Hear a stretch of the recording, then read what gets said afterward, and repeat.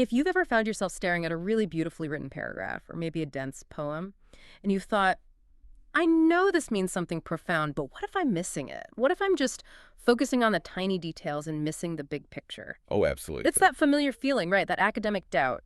Are we actually analyzing, or are we just over-analyzing everything? It's such a great question. But here's, I think, the essential way to reframe it. Close reading is not over-analysis. Hmm. It's the recognition that every single element of a text, every word choice, every semicolon, every structural quirk is a conscious, meticulously calculated decision. A design decision. Exactly, by the author. You're simply putting that highly conscious design under a powerful microscope. And that is absolutely our mission today. Our deep dive is about providing you with a complete, comprehensive toolkit. We've pulled together material from some of the best guides on close reading, classical frameworks for meaning, and even advanced narrative structures. Yeah, we're synthesizing these sources to give you a system. The goal isn't just to skim the surface, but to read any text, prose, poetry, whatever, not just for what it says, but for how it operates. So you can find that deep meaning and do it quickly. And with genuine critical confidence. Okay, so let's start with that fundamental building block, the core mission. Close reading, you said, it involves breaking a text down into its components. Subject, form, word choices. Right, diction. But if the goal is to understand the text, why does the process always seem to generate so many more questions than answers? Because the questions are the answers, at least at first. The goal of close reading isn't initially to find a single definitive meaning, but to identify the points of friction. Friction. The inconsistencies, the odd choices the author made. You know, those moments that make you go, huh, why'd they do that? Those moments of friction, they immediately generate questions. Yeah. And those questions, they guide your entire analysis. Give me an example of that friction in action. Okay, let's say you're reading a novel. The subject is a sweeping romantic quest, but the form the author chose is a series of cold, detached historical documents and clinical letters. Right, very different feelings there. Completely. That dissonance, that clash between the emotional subject and the clinical form should immediately signal to you that something really complex is happening. With the character or the theme. Exactly. And that's where the deep dive really begins. That makes a lot of sense. Now, to help process that complexity, our sources bring up a framework from the 1920s I.A. Richards' 4 kinds of meaning. Yes. Richards developed this because he was just wrestling with the massive amount of linguistic ambiguity he saw, especially in really complex poetry. He realized language creates these 4 layers of meaning all at the same time. The first layer is the easiest one, the simplest building block, sense. Right. Sense is just the literal, basic, informational meaning. If I tell you the kettle is whistling on the stove, the sense is just, well, the simple fact. A kettle is making a sound. Indicating boiling water. It's the dictionary definition. Pretty much. But of course, literature is rarely just literal. So the second layer is feeling. And feeling is the emotional resonance. The mood, the emotional state, the words evoke in you, in the reader. So if a writer describes a character's home as dust-choked, silent, and draped in the yellow gloom of late afternoon. Yeah, the sense is just a description, but the feeling you get is, what? Isolation, decay, maybe melancholy? It's that raw emotional response. It's the gut reaction, yeah. Now we get to the writer's input. The third is tone. How is tone different from feeling? That's a crucial distinction, and it's one a lot of people miss. Feeling is your emotional response. Tone is the writer's or the speaker's attitude toward the subject, or toward you, the reader. So it's the engine driving it. It's the engine, exactly. If I say something like, well, that was a genius stroke of luck, wasn't it? Yeah. The sense is positive, but the tone, the attitude, is aggressively sarcastic. Right. It communicates sharp disapproval. The tone tells you the true intent. Which leads us right to the fourth layer. Intention. This is the writer's underlying purpose, their goal. Exactly. The effect they genuinely want to achieve. So, for example, a novelist writing about a historical revolution might use a dry, academic tone. But the intention isn't just to inform. No, not at all.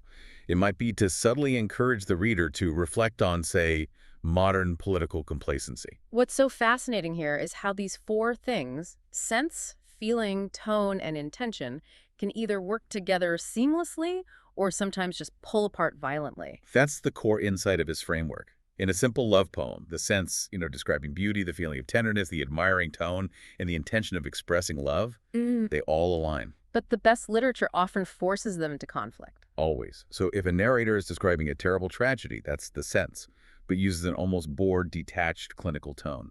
The deeper meaning isn't just the tragedy itself, it's the character's unsettling emotional distance. Spot on. The tension between the sense and the tone becomes the real focus of your analysis.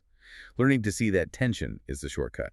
So we know what a text means on all these levels, but how do we identify the mechanism the author used to get that effect? I guess that brings us to structure. To structure and form, yeah. So starting simply, subject is just the literal topic, the plot, the image. And that's different from form, which is how the text is built. This is the author deciding to write a novel in letters, or a play in 3 acts, or a poem in a strict meter. The form creates expectations. Exactly. And those expectations are just ripe for being played with. Let's explore that using an example from our sources, the Italian or Petrarchan sonnet. It sounds incredibly technical. It is, but it's foundational. Just imagine a poetic structure that's built like a musical staff. It's 14 lines long, written in iambic pentameter. Which just means the rhythm sounds like a heartbeat. Right, like a heartbeat. Daddy-um, daddy-um, daddy-um. 5 of those per line. It sounds conversational, but also very steady, very controlled. So that rhythm sets up an expectation of control. It does. And conventionally, this sonnet is split into an octave, the first 8 lines, and a sestet, the final 6. The octave sets up the problem or the question. And the sestet has to provide the resolution. By convention, yes. It must provide the resolution or the comment. And the point where that shift happens is called the volta, the turn. So why is knowing that structure so valuable? Because a genius writer often establishes that structure just to violate it. Look at Robert Frost's poem Design. He uses that sonnet form to describe this little natural scene, a spider, a moth, a flower. Okay. But in the sestet, the supposed resolution, instead of finding an answer, the question just gets deeper. Frost uses an unusual rhyme scheme, and instead of resolution, he asks these 2 terrifying, profound questions about malevolence in nature. So the lack of resolution becomes the theme. Yes, signaled by the structure breaking down. That's why form isn't just a definition, it's a thematic tool. Of course, most of us read prose, so our toolkit needs those elements too. Right. We start with plot, the sequence of events. And we need to know its 5 stages. You have the exposition, setting the scene. The rising action building tension. The climax, that highest point of conflict. Then the falling action leads away from it, and the resolution, or denouement, wraps things up. And we can't forget setting. It's so much more than just time and place. Oh, absolutely. It's the weather, social norms, the political climate. I mean, if a story is set during a time of rationing, that environment fundamentally limits and shapes every choice the characters make. And tying all of these structural pieces together, plot, form, setting, is the theme. The big one, the central, overarching idea of the story. It's the deep commentary the author is making about humanity, or power, or love. It's the reason the story even exists. Okay, so now we move from that macro-level structure to the microscopic choices, the mechanics of the language itself. Let's drill down into diction, word choice. As a reader, doesn't focusing on every single adjective feel a bit like that overanalyzing we wanted to avoid? It can, definitely, if you just, list the words. But strong analysis doesn't list adjectives. It focuses on patterns, on connotations, on the emotional force of those words. It's about recognizing why the author chose that specific word. Exactly, over a synonym. Good writers are precise, they are surgical. Can you give us an example of that surgical precision? Sure. Think about the difference between saying a jacket was torn versus saying it was tattered. Okay. Torn is just a neutral fact, but tattered implies sustained neglect, decay, poverty. It instantly gives you this whole psychological context without the writer having to spell it out. That's a great example. Or instead of saying a group was wanting revenge, the writer says they were thirsting for revenge. That shift moves it from just a general emotion to a vital, desperate need. That's the power of diction. And our sources note that diction choice depends on 4 factors: subject, purpose, occasion, and audience. Absolutely. The choices are never, ever accidental. Which brings us to syntax, the way words are arranged in sentences. If diction is the vocabulary, syntax is the rhythm section. It controls the pacing, the tension, and where you focus your attention. And sentence length is the most obvious tool there. It is. Think about how a series of short, clipped, simple sentences hits you. It feels urgent or straightforward. Urgent, yeah, or like a sequence of rapid, overwhelming actions. It makes you read quickly, almost breathlessly.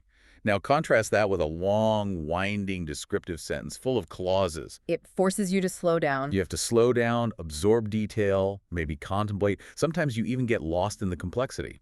Variety is how the author guides your reading experience. And that guidance even extends to punctuation. A semicolon or a dash can completely change the emphasis. That's right. A semicolon links two independent thoughts and gives them equal weight. It suggests they're parallel. A colon is like a deliberate arrow. It points forward and says, pay attention, the important stuff is coming. And the dash. The dash is more conversational. It marks a sudden shift in thought or sets off an emotional aside. They are micro-tools for macro control. Okay, so let's tie this back to where we started this section. Tone. We said tone is the writer's attitude. Now we see that tone is actively created by combining diction and syntax. It's the synthesis. It's the final product. Harsh, aggressive diction plus short, choppy syntax equals anger or urgency. Think of an argument written just in fragments. Whereas lyrical, soft diction with long, flowing sentences. Gives you that powerful feeling of nostalgia or deep contemplation. The mechanics create the emotion. So when you're deep diving, instead of getting overwhelmed, where should you really train your focus? Train your focus on the shifts. When the diction suddenly changes from formal to informal, or the syntax moves from long sentences to short, sharp ones, that shift is a critical signal. It's a turning point. It's a massive emotional turning point, a change in perspective, or a key thematic development the author wants you to notice. Those shifts are the hidden seams in the text. Okay, now let's turn the lens on the human element. The characters. Our structural toolkit needs the fundamental terms for analysis because characters are, the primary drivers of theme. Let's start with the easy ones. A protagonist, the main character we're following, versus the antagonist. The opposing force. Right, and remember, the antagonist often isn't a person. It can be a quality within the protagonist, like their own greed or fear, or it can be a force of nature or just society. And how do we figure out who a character is? We need to distinguish between what the author tells us directly and what they make us figure out for ourselves. That's the key difference between direct characterization, where the author just says the king was cruel, versus indirect characterization. And that's the crucial step for a close reader. It is, because it requires you to infer traits from their speech, their actions, their thoughts, their interactions. If an author says nothing about a man's kindness, but shows him constantly helping strangers, You infer the trait. you do the work. Then we gauge their complexity and their potential for change. This is where the deepest thematic insights usually are. Right. We use the terms round versus flat. A round character is complex, has many traits, often contradictory ones. They feel real. A flat character has only one or two defining traits, and they often serve a symbolic purpose. And you pair that with dynamic versus static. Exactly. Mm-hmm. A dynamic character undergoes a significant, essential change in their personality or worldview. A static character, even if they're round, does not change. So you could have a character who is round but static-like, say Sherlock Holmes. He's complex and brilliant, but his core nature never really changes. Precisely. And conversely, you can have a character who starts out flat but becomes dynamic. Think of Ebenezer Scrooge. The classic He's example. a flat archetype of a miser, but his change is so profound, he's the very definition of dynamic, and what often drives that monumental shift, an epiphany, That sudden, powerful moment of insight. a realization that just changes everything. That mastery of structure doesn't just stop with one character. Authors often embed entire realities within their text using an advanced technique. The story within a story. The embedded narrative. This is where a character in the main story becomes the narrator of a second story. If you have multiple layers, we call them nested stories. And beyond just being entertaining, what's the point of this device? Well, the inner story rarely exists just for fun. It often carries a deep symbolic or psychological weight that the main narrative can't sustain directly. The fiction of the inner story is used to reveal a profound truth in the outer one.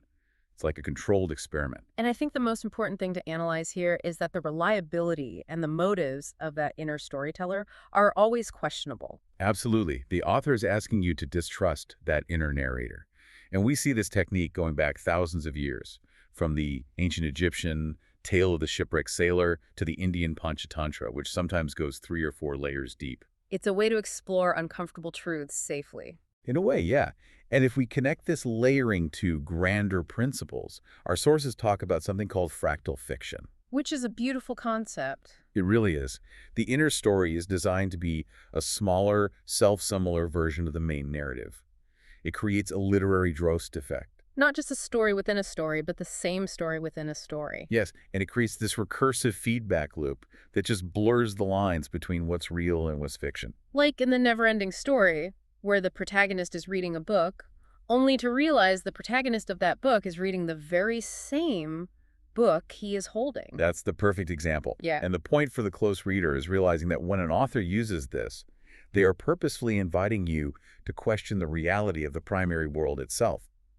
If the inner story reflects the outer one, how do we know the outer story isn't also just being read by someone else? Wow. It uses structure to explore ultimate meaninglessness or unlimited possibility. Sure, we've taken quite a journey, from the very foundations of reading to some of the most advanced structural tricks. We started with moving beyond surface sense to understanding the tension created by tone and intention. We analyzed how a text's form is built and how violating that form like frost, breaking the sonnet, is what creates the meaning. And then we explored the microscopic choices, the surgical precision of diction and the rhythmic control of syntax, and how they combine to fabricate the whole emotional landscape. The entire exercise is about moving past passive consumption. And accepting that literature is meticulously constructed. Every choice is deliberate. It is a conscious design. And that idea of conscious design brings us right back to that reference from the sources. Robert Frost's poem, Design. Yeah, Frost's poem ends on that unsettling, powerful question after observing this tiny, horrifying scene in nature. The final line is, if design govern in a thing so small. So when you apply the toolkit we've discussed today, you are acknowledging the intelligent design within that literary universe, the author's choice of every comma, every dynamic character, every single layer of embedded truth. So if you accept that literature, however small and contained, is governed by this intelligent design, this meticulous construction, how does recognizing these flawlessly engineered patterns shift your perception of chance and meaning and design in the larger, messier, often chaotic narratives of the real world? That's the real world application. That's the deep dive.